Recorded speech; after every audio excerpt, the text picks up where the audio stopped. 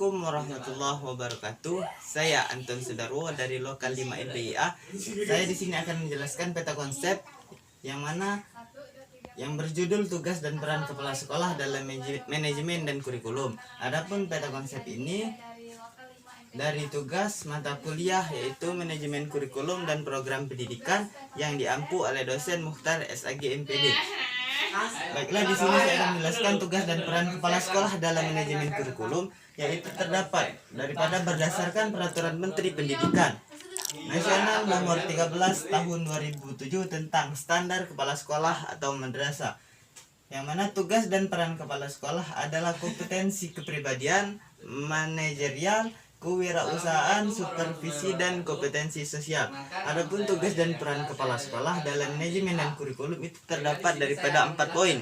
Yang pertama itu kinerja kepala sekolah, yang kedua itu tugas dan peran kepala sekolah dalam manajemen dan kurikulum, yang ketiga itu pendekatan kinerja kepala sekolah, dan empat itu rencana kegiatan tindak lanjut atau yang disebut RKTL kinerja kepala sekolah. Baiklah, di sini saya akan menjelaskan satu persatu dari poin-poin tersebut. Yang pertama itu kinerja kepala sekolah.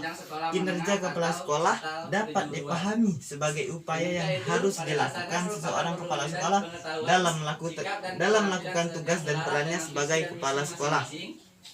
Kinerja itu sendiri merupakan perwujudan pengetahuan, sikap dan keterampilan yang selaras dengan visi dan misi masing-masing satuan atau jenjang pendidikan berdasarkan kompetensi dasar kepala sekolah.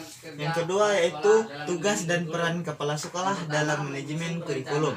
Tugas dan peran kepala sekolah dalam manajemen kurikulum berkenaan dengan manajemen kurikulum, yaitu berhubungan dengan kompetensi kepala sekolah dalam memahami sekolah sebagai sistem yang harus dipimpin dan dikelola dengan baik.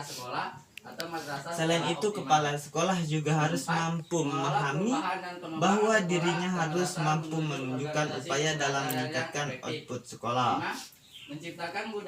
Yang ketiga yaitu pendekatan kinerja kepala sekolah.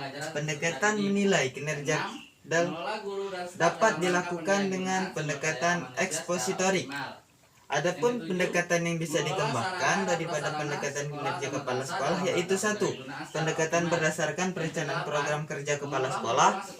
Yang kedua yaitu pendekatan berdasar proses kinerja kepala sekolah. Yang ketiga pendekatan berdasarkan hasil kinerja kepala sekolah.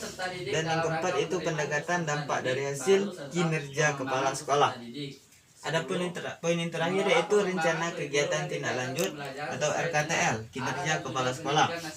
Rencana kegiatan tindak lanjut kinerja kepala sekolah ini dasarnya berupa sebuah rencana kegiatan selanjutnya atau berupa kesimpulan dan bentuk penerapan dari hasil kesimpulan dan bentuk penerapan dari hasil kesimpulan yang sudah dirumuskan. Rencana kegiatan tindak lanjut ini diharapkan dapat memiliki dua dampak positif, yaitu terhadap sasaran yang dievaluasi dan pelaku yang melakukan evaluasi. Baiklah, mungkin cukup sekian dari saya daripada penjelasan dari peta konsep. Baiklah, saya mohon maaf jika dalam penyampaian saya terdapat banyak kesalahan baik penyebutan kata ataupun tingkah laku saya. Baiklah, akhirul kalam, ihdinas siratal mustaqim, wallahul muwaffiq ila aqwamit thoriq. Wassalamualaikum warahmatullahi wabarakatuh.